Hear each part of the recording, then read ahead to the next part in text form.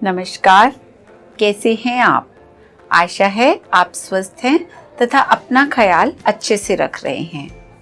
न केवल आप अपना ख्याल अच्छे से रख रहे हैं, बल्कि अपने तथा दूसरों के हित को ध्यान में रखते हुए आप सोशल डिस्टेंसिंग का पालन भी अच्छे से कर रहे हैं।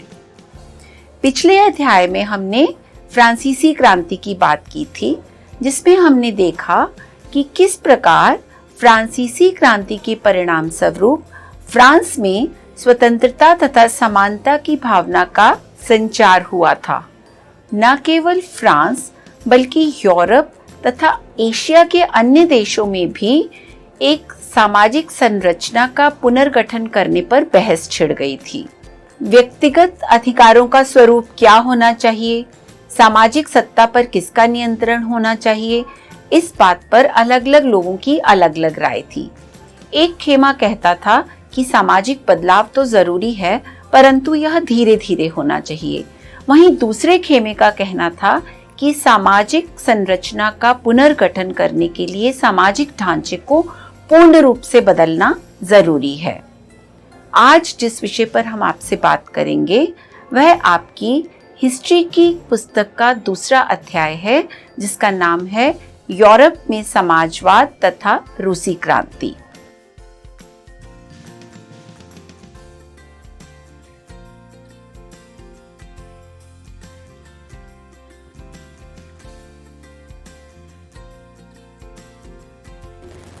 आज हम बात करेंगे कि यूरोप में सामाजिक परिवर्तन लाने के लिए अलग अलग लोगों के क्या विचार थे और क्या वजह थी कि यूरोप में धीरे धीरे समाजवाद की विचारधारा जोर पकड़ने लगी थी।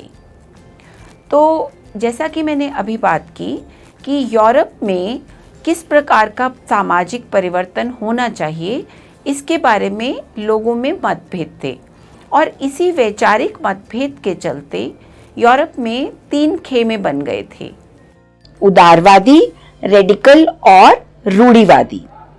उदारवादी ऐसा राष्ट्र चाहते थे जिसमें सभी धर्मों को बराबर का सम्मान और जगह मिले। उस समय यूरोप के देशों में प्राय किसी एक धर्म को ही ज्यादा महत्व दिया जाता था। जैसे ब्रिटेन की सरकार चर्च ऑफ इंग्लैंड का समर्थन करती थी, ऑस्ट्रिया और स्पेन कैथोलिक चर्च के समर्थक थे। तो उदारवादी समूह वंश आधारित शासकों की अनियंत्रित सत्ता के भी विरोधी थे।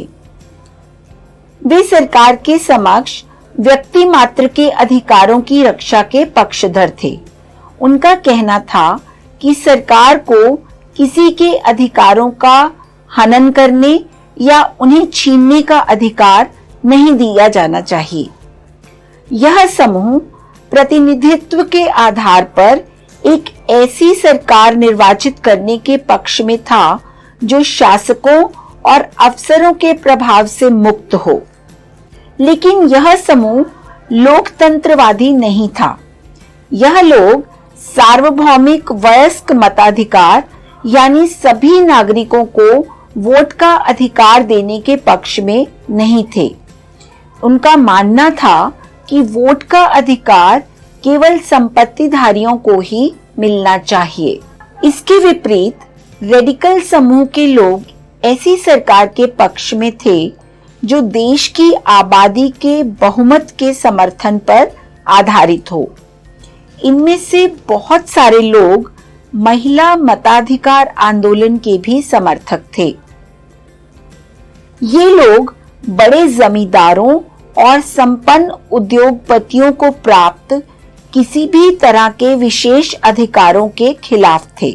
ये निजी संपत्ति के विरोधी नहीं थे, लेकिन केवल कुछ लोगों के पास ही संपत्ति हो, इसका विरोध जरूर करते थे। रूढ़िवादी तबका रेडिकल और उदारवादी दोनों के खिलाफ था, लेकिन फ्रांसीसी क्रांति के बाद रूढ़िवादी भी बदलाव की जरूरत को स्वीकार करने लग गए थे। 18वीं शताब्दी में रूढ़िवादी आमतौर पर परिवर्तन के विचारों का विरोध करते थे, लेकिन 19वीं सदी तक आते आते वे भी मानने लग गए थे कि कुछ परिवर्तन आवश्यक हो गए हैं। इस तरह से फ्रांसीसी क्रांति के बाद जो उथल-पुथल हुई, उसके दौरान सामाजिक परिवर्तन पर केंद्रित इन विविध विचारों के बीच काफी टकराव हुए। औद्योगिक समाज और सामाजिक परिवर्तन। 19वीं सदी का दौर गहन सामाजिक एवं आर्थिक बदलावों का था। यह ऐसा समय था जब नए शहर बस रहे थे, नए नए औद्योगिक क्षेत्र विकसित हो रहे थे, रेलवे का काफी विस्तार हो चुका था और औद्योगिक क्रांति संपन्न हो चुकी थी। औद्योगिकरण ने औरतों, आदमियों और बच्चों सबको कारखाने में ला खड़ा किया।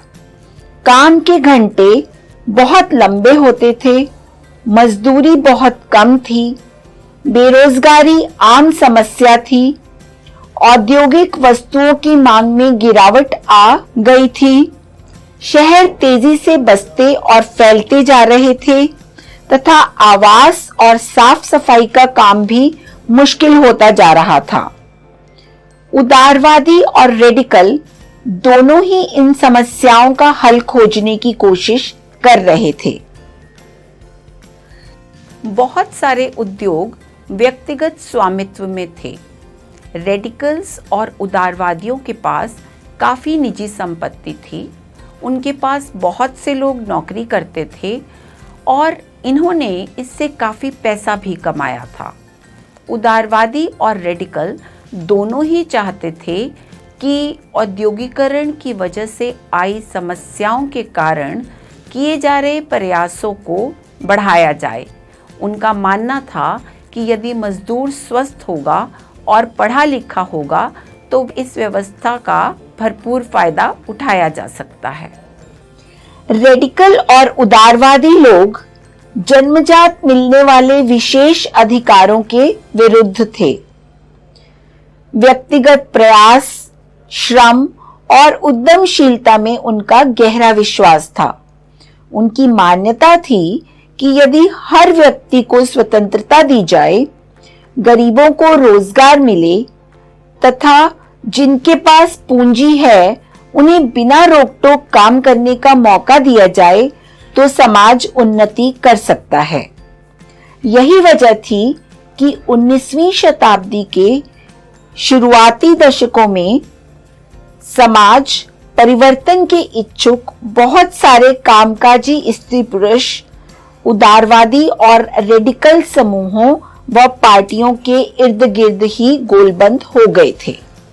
यूरोप में 1815 में जिस तरह की सरकारें बनी, उनसे छुटकारा पाने के लिए कुछ राष्ट्रवादी, उदारवादी और रेडिकल आंदोलनकारी क्रांति के पक्ष में थे।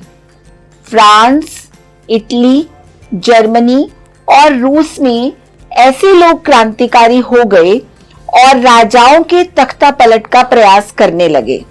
राष्ट्रवादी कार्यकर्ता क्रांति के बाद एक ऐसी सरकार की स्थापना करना चाहते थे जिसमें सभी नागरिकों को समान अधिकार प्राप्त हो। यही वजह थी कि 1815 के बाद इटली के राष्ट्रपति गिसेप्पे मैज़िनी ने अपने समर्थकों के साथ मिलकर राजा के खिलाफ साजिश रची थी। यूरोप में समाजवाद का आना। 19वीं सदी के मध्य तक यूरोप में समाजवाद के पुनर्गठन के लिए समाजवादी विचारधारा जोर पकड़ रही थी। समाजवादी एक ऐसी विचारधारा, सिद्धांत या व्यवस्था है जो समतामूलक समाज और राज्य की स्थापना पर बल देती है। समाजवादी निजी संपत्ति के विरोधी थे। वह संपत्ति के निजी स्वामित्व को सही नहीं मानते थे। उनका कहना था कि संपत्ति पर निजी स्वामित्व ही सारी समस्याओं की जड़ है। ऐसा वह क्यों मानते थे? उनका कहना था कि जिन लोगों के पास संपत्ति है वह दूसरे लोगों को रोजगार तो देते हैं, लेकिन जब फायदे की बात आती है तो सिर्फ अपना फायदा सोचते हैं। वह उन लोगों के बारे में नहीं सोचते जो उसकी संपत्ति को उत्पादनशील बनाते हैं। इसलिए अगर संपत्ति पर किसी एक व्यक्ति के बजाय पूरे समाज का नियंत्रण हो तो साझा सामाजिक हितों पर अच्छी तरह से ध्यान दिया जा सकता है। समाजवादियों ने इस तरह का बदलाव लाने के लिए एक बड़े पैमाने पर अभियान चलाया। समाजवादियों के पास भविष्य की एक बिल्कुल भिन्न दृष्टि थी।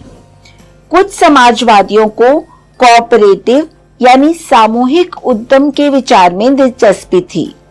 इंग्लैंड के जाने माने उद्योगपति रॉबर्ट ओवेन ने इंडियाना यानी अमेरिका में नया समन्वय अर्थात न्यू हार्मनी के नाम से एक नए तरह के समुदाय की रचना का प्रयास किया।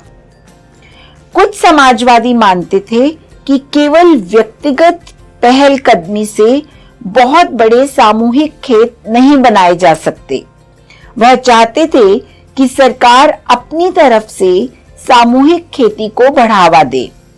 उदाहरण के लिए फ्रांस में लुई ब्लॉन्क चाहते थे कि सरकार पूंजीवादी उद्यमों की जगह सामूहिक उद्यमों को बढ़ावा दे।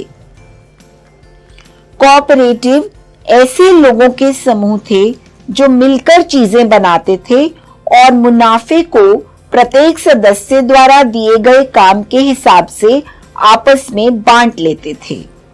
कार्ल मार्क्स और फ्रेडरिक एंगल्स ने इस दिशा में कई नए तर्क पेश किए। मार्क्स का विचार था कि औद्योगिक समाज एक पूंजीवादी समाज है। फैक्ट्रियों में लगी पूंजी पर पूंजीपतियों का स्वामित्व है और पूंजीपतियों का मुनाफा मजदूरों की मेहनत से पैदा होता है। मार्क्स का निष्कर्ष था कि जब तक निजी पूंजीपति इसी तरह मुनाफे का संचय करते जाएंगे तब तक मजदूरों की स्थिति में सुधार नहीं हो सकता।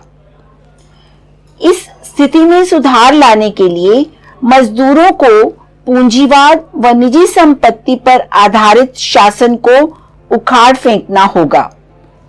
मार्क्स का विश्वास था कि खुद को पूंजीवादी शोषण से मुक्त कराने के लिए मजदूरों को एक अत्यंत भिन्न किस्म का समाज बनाना होगा, जिसमें सारी संपत्ति पर पूरे समाज का यानी सामाजिक नियंत्रण और स्वामित्व रहेगा।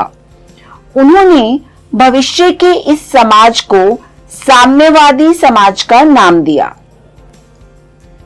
मार्क्स को विश्वास था कि पूंजीपतियों के साथ होने वाले संघर्ष में जीत मजदूरों की ही होगी और आने वाला समाज कम्युनिस्ट समाज ही भविष्य का समाज होगा। क्या आप कार्ल मार्क्स के बारे में कुछ और जानना चाहेंगे? कार्ल मार्क्स का जन्म 5 मई 1818 को जर्मनी में प्रसुया के राइनलैंड प्रांत के भाग ट्रियर में हुआ था। वह एक समृद्ध उदारवादी वकील के पुत्र थे। उन्होंने यूनिवर्सिटी ऑफ बॉर्न से कानून की पढ़ाई की और फिर यूनिवर्सिटी ऑफ बर्लिन में वह युवा हेगलियों से अत्यधिक प्रभावित हुए। 1841 में उन्होंने यूनिवर्सिटी ऑफ जेना से दर्शन शास्त्र में अपनी पीएचडी की थी। उन्होंने जेनी वोन वेस्टफैलन से विवाह किया और 1843 में वह पेरिस चले गए, जहां उनकी मुलाकात फ्रेडरिक एंजल्स से हुई, जो जीवन भर के लिए उनके मित्र बन गए। 1847 में उन्हें इंटरनेशनल वर्किंग मेंस एसोसिएशन द्वारा उनके लक्ष्यों और उद्देश्यों का विवरण देने वाले दस्तावेज को तैयार करने का आमंत्रण मिला। इसे मार्क्स और एंजल्स द्वारा संयुक्त रूप से लिखा गया था और कम्युनिस्ट पार्टी के घोषणा पत्र यानी manifesto of the communist party 1948 के रूप में प्रकाशित किया गया। मार्क्स वर्ग संघर्ष के प्रस्तावक थे।